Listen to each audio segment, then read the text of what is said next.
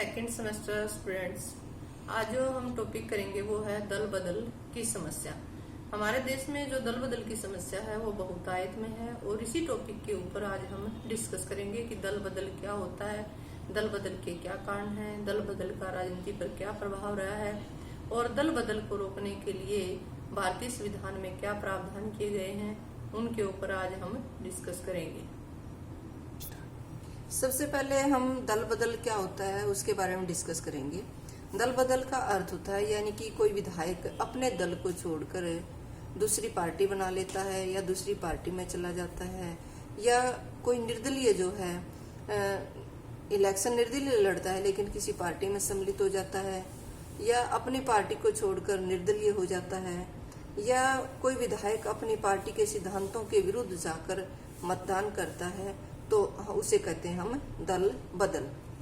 और भारत में जो दल बदल है वो बहुतायत में हुआ है, बहुत ज्यादा भारत में दल बदल देखा गया है, क्योंकि भारत जो है एक विकासशील देश है और विकासशील और जो पिछड़े हुए देश हैं, दक्षिण एशिया के देश हैं, वहां पर ये समस्याएं आप लोगों को आम देखने को मिलेंगी, क्योंकि भारत में दल बदल के कारण कई बार सरकारें गिरी बनी।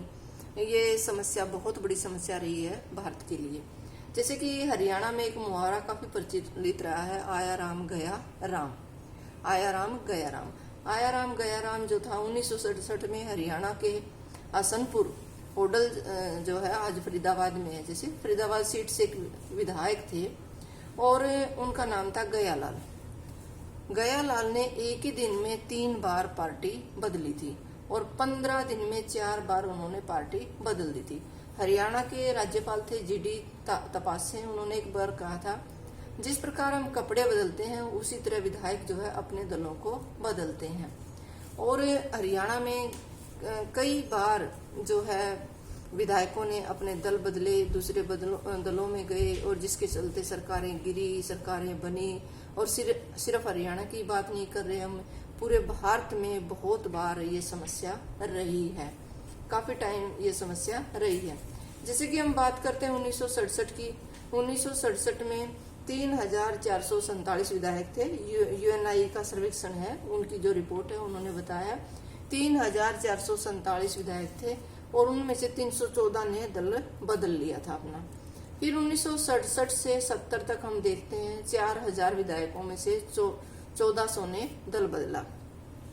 हालांकि 1967 तक दल बदल बहुत कम हुआ था, लेकिन 1967 में क्या हुआ कि केंद्र में तो जो थी कांग्रेस की सरकार थी, लेकिन कुछ एक राज्य ऐसे थे जहां पर गैर कांग्रेसी सरकारों की स्थापना हुई थी और जिसके चलते दल बदल बहुतायत में हुआ था।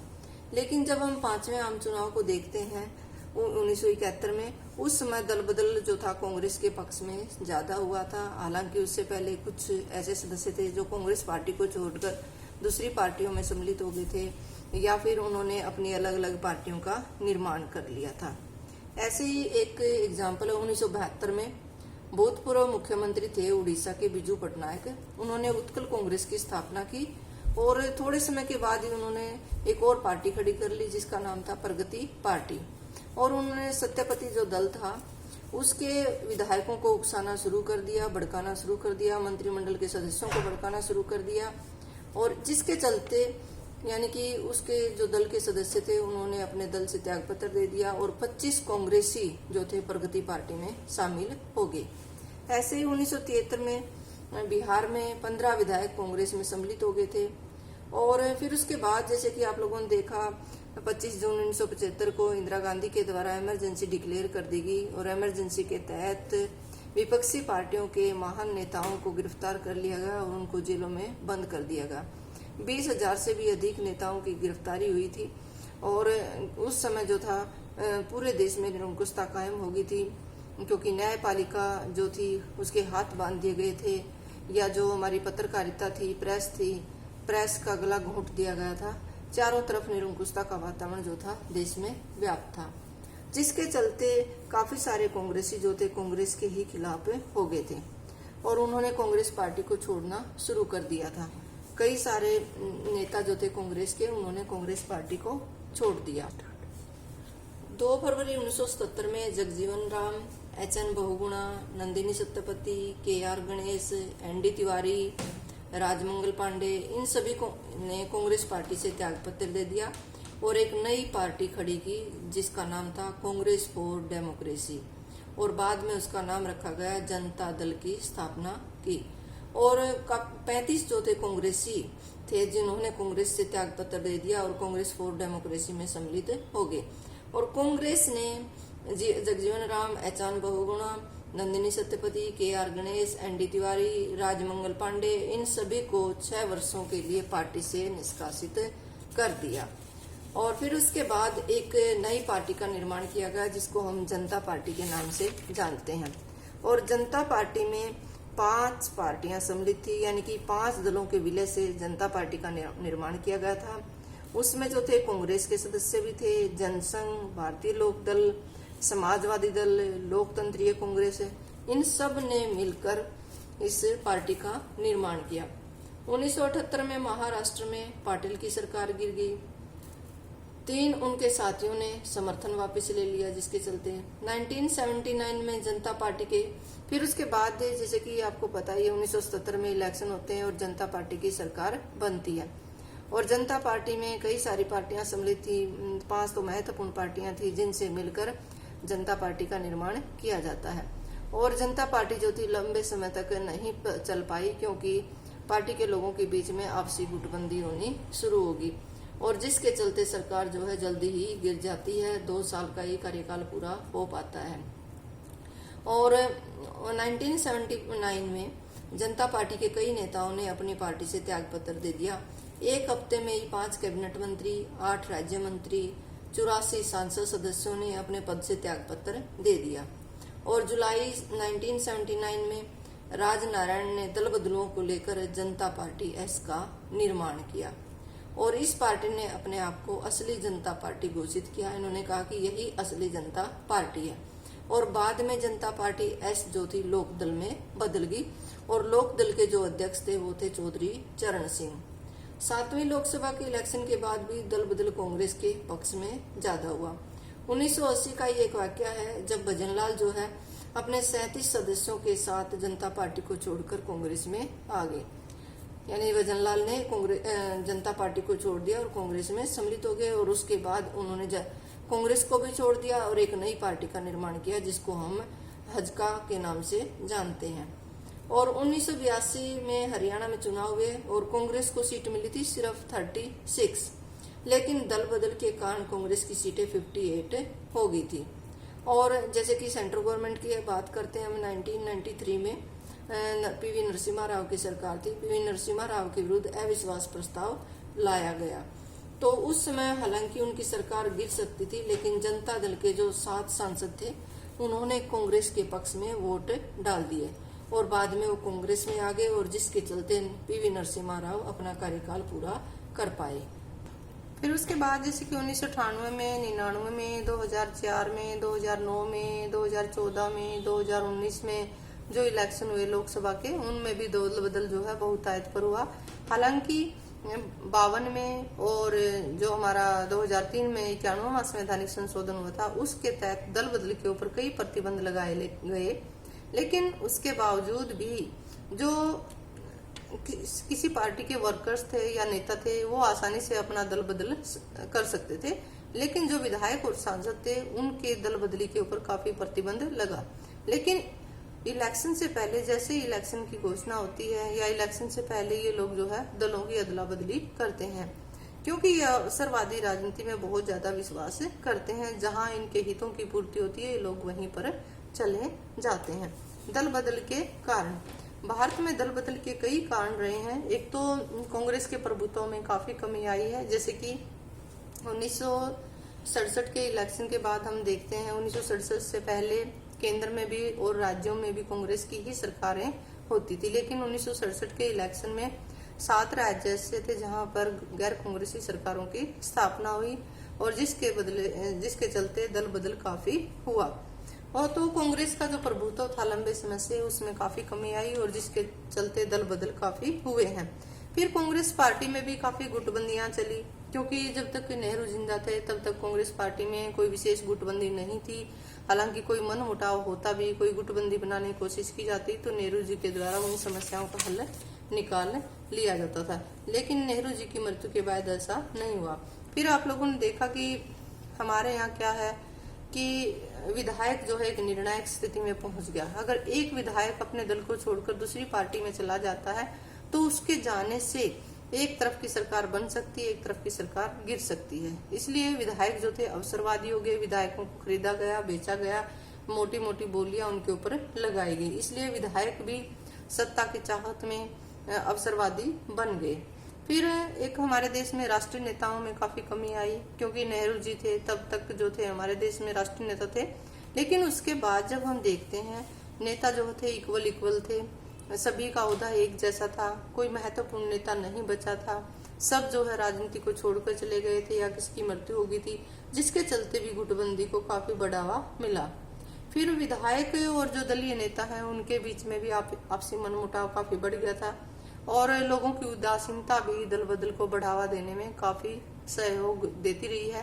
क्योंकि जैसे ही कोई विधायक या सांसद अपने दल को छोड़कर दूसरे दल में आता तो दूसरे दल में उसको बहुत मान सम्मान दिया जाता था, फूल मालाएं पहनाई जाती थी और बहुत ज्यादा वोट देकर उसको जिताया जाता था, क्योंकि जनता को इन चीजों की जानकारी थी ही नहीं।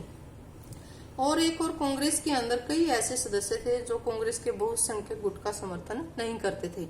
हालांकि कांग्रेस में थे लेकिन कांग्रेस की नीतियों का ही वो समर्थन नहीं करते थे, कांग्रेस के सिद्धांतों से वो सहमत नहीं थे। उनको लगता था कि कांग्रेस अपने सिद्धांतों को छोड़ रही है, सिद्धांतों के अनुसार कार्य नहीं कर रही है, जिसके चलते उन्होंने अपने दल को छोड़ दिया।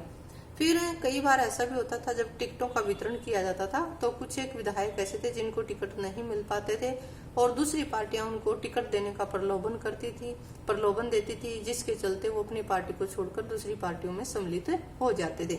कई बार पार्टी के सदस्यों के बीच में सिद्धांतों की भी लड़ाई होती थी, जिसके चलते वो अपनी पार्टियां छोड़ते थे या आज भी छोड़ते हैं। और विधायकों के अंदर सत्ता का लालच भी होता है, सत्ता के लालच में भी वो अपनी पार्टी छोड़कर दूसरी पार्टी में चले जाते हैं।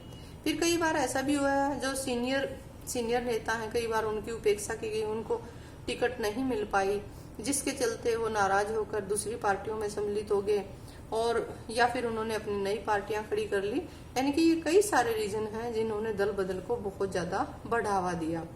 अब बात करेंगे हम दल बदल का राजनीति के ऊपर क्या प्रभाव रहा है, यानी कि राजनीति को कैसे दल बदल ने प्रभावित किया है। दल बदल के कारण जैसे कि हमारे देश में राजनीतिक अस्थिरता पैदा हुई। कई बार ऐसा हुआ कि सरकारें गिरी, जैसे कि 1979 में मोरारजी देसाई थे, दल बदल के कारण उनको अपना त्याग पत्र देना पड़ा।